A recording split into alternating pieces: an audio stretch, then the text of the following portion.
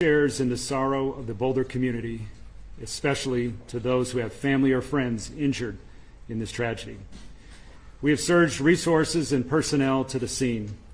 Our special agents, our victim specialists, and evidence response teams are doing everything they can to assist our law enforcement partners.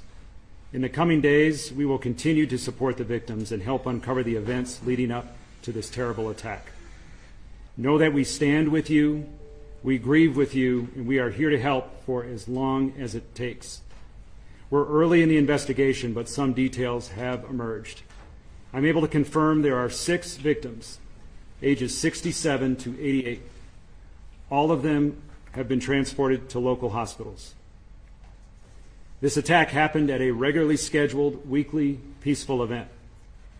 Witnesses are reporting that the subject used a makeshift flamethrower and threw an incendiary device into the crowd. The suspect was heard to yell, "Free Palestine," during the attack. The subject has been identified as Mohammed Sabri Solomon, and he's 45 years old. The FBI is processing the crime scene and the subject vehicle and interviewing key witnesses. We're assisting Boulder Police in providing technical, analytic, and additional forensic resources.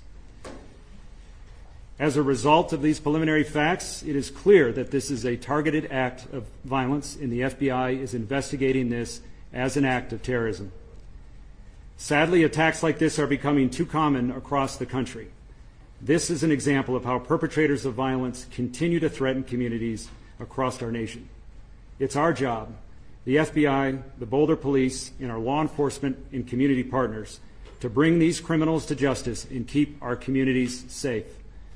We're asking for the public's help as we continue to investigate this horrific act of violence. We have some breaking news this afternoon. We have learned today that multiple people were injured, apparently burned, in an attack that happened on Pearl Street in Boulder this afternoon. An organizer with the group Run for Their Lives says it happened during a weekly march for hostages. Now, Boulder Police is about to have a news conference here in the next couple of minutes, and we'll take you there in just a second. But first, we want to share a little bit of what we know right now through what our reporting has told us. Today, there's a group called Run for Their Lives that every week holds marches in Denver and Boulder to raise awareness for Israeli hostages in Gaza. We're told today there were about 30 to 40 people marching through Boulder. When they made it to the end of their route, which was near the courthouse and town hall there in Boulder, an organizer for that group says that there was a man who was waiting there with what appeared to be Molotov cocktails or some sort of explosive and threw one of those objects towards the crowd that was marching with Israeli flags, as well as American flags and pictures of Israeli hostages.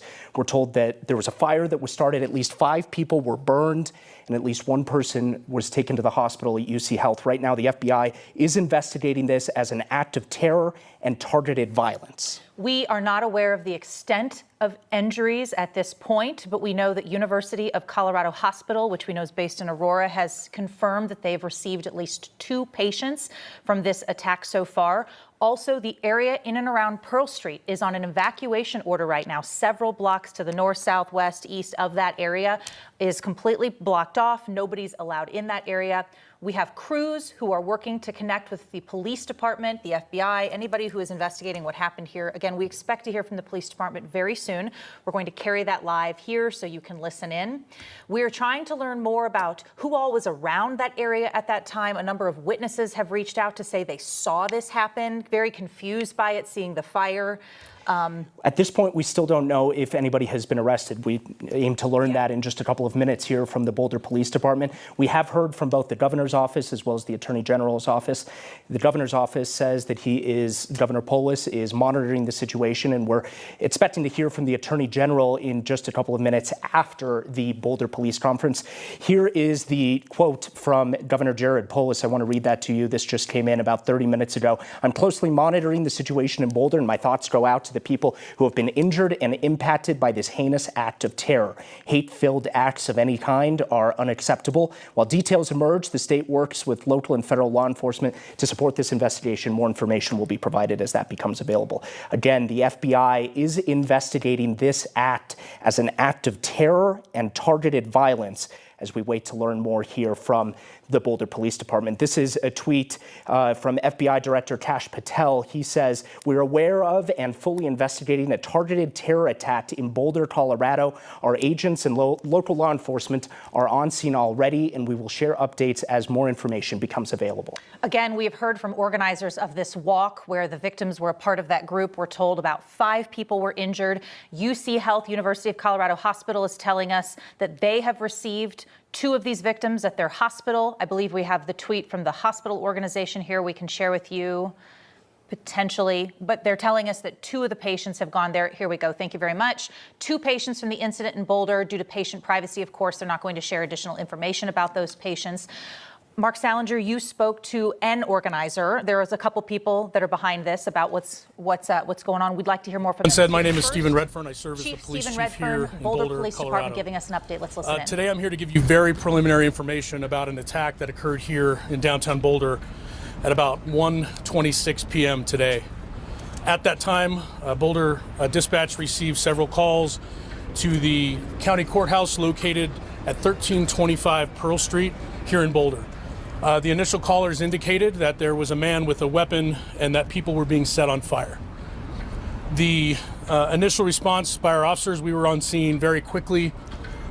When we arrived, we encountered multiple victims that were injured with injuries consistent with burns and other injuries. While our officers and paramedics and fire department personnel got those victims quickly to the hospital, our officers were pointed out, a suspect was pointed out to our officers on the scene. Our officers immediately encountered that suspect who was taken into custody without incident. That suspect, who I'm not able to ID at this time, was taken to the hospital with some minor injuries as well. And there's a lot more we're investigating right now before I'm able to release information on that person. The scene itself is contained, but we have a large area here in downtown Boulder closed off right now. Businesses have been closed, and we have asked people to avoid the area. This area is not safe yet. We're dealing with a vehicle of interest. We're dealing with a large area that we are making sure it's safe before we allow people to come back into the scene.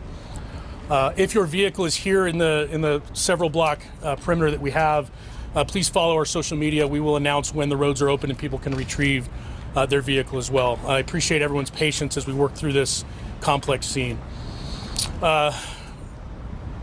What I will say lastly is this was a beautiful Sunday afternoon in downtown Boulder on Pearl Street, and this act is unacceptable. I hope you'll join me this evening as we're working through this investigation. We are working, I just came from the command post. We've got dozens and dozens of people here, our state, local, and federal partners working through this to figure out exactly what happened. I ask for a little bit of patience as we do that, but also I ask that you join me in thinking about our victims, the families of those victims, and everyone involved in this tragedy. Our hearts go out to them, and we are going to do everything we can to work as hard as we can throughout the evening to provide more information and get answers for everyone. With that, as I stated, it would be irresponsible for me to speculate right now on motive and other things. I will take maybe a handful of questions, but then I've got to go back to a briefing. I had a quick one. Yes, Shaw. Was Maybe a handful of questions, but then I've got to go back to a briefing. I had a quick one. Yes, Shaw. Was an actual protest going on when this occurred?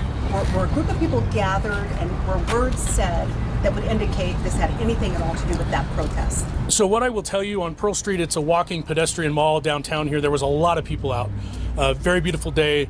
There was a group of pro-Israel people that were there in a peaceful demonstration. I wouldn't even call it a protest. I believe that happens frequently down here. They were there in that area. We are looking and actively interviewing victims and witnesses to determine if that group was targeted or others, and we just don't have those answers yet. Those are things we hope to be able to provide you later this evening. FBI is already calling it a targeted terror attack. Would you also refer to it as a terror attack? So I've been in contact with our local FBI multiple times. We are in contact with them here. We are not calling it a terror attack at this point. Again, it's way too early to speculate motive. I know there's a lot out there on social media, but I ask people just to give us a little bit of patience while we work through a really complex scene. A lot of witnesses were here. We've taken them to another location to debrief them and interview them. As we do that, I think the picture will become more clear.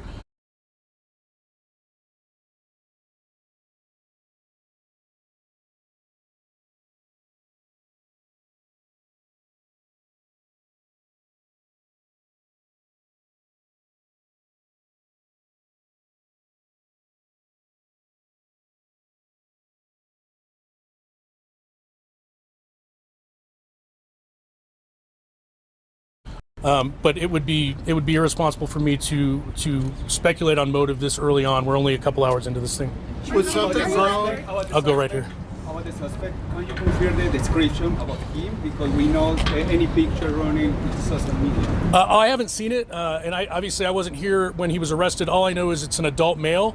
We're working to identify that person. We're working to figure out where they're from, and we're in contact with our federal partners as well as we figure that out. Was something thrown at the group?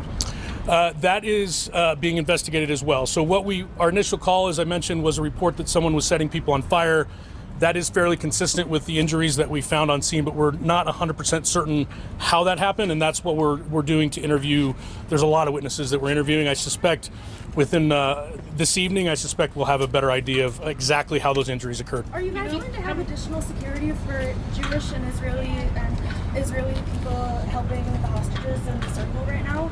Because this is a weekly occurrence, are you guys going to now have some additional security measures to protect Jews in Boulder? So what I will say is, again, I cannot confirm right now that this was targeted at a specific group of people. We understand that there's a lot of tensions right now and a lot of issues in the United States and everywhere. Once we have a clear motive, we will react accordingly. And if that motive was a group was targeted, we will absolutely step up and ensure that additional security, additional presence. We want people to feel safe no matter what they're here for. How many people were injured? I don't have an exact number. What I will say is multiple. I can confirm that Boulder Community Hospital received multiple patients, and some of those patients were transferred to other hospitals. Right now, we have detectives working to find out specifically the number. Again, hopefully later this evening we'll have an exact number. Right now, I'll just say multiple. I take one more question. Any life-threatening injuries? I believe so. What I'm being told is there are a range of injuries from very serious to more minor. And again, I just am. My heart goes out to those victims, and we're keeping them in our thoughts, prayers, and minds as they recover. I got to go back to the command post. Take this call. And I'll tell you that we are going to have another update later tonight. We will post that out and we will live stream it as well. So follow our social media for the next update. We will have another update for you this evening. Thank you.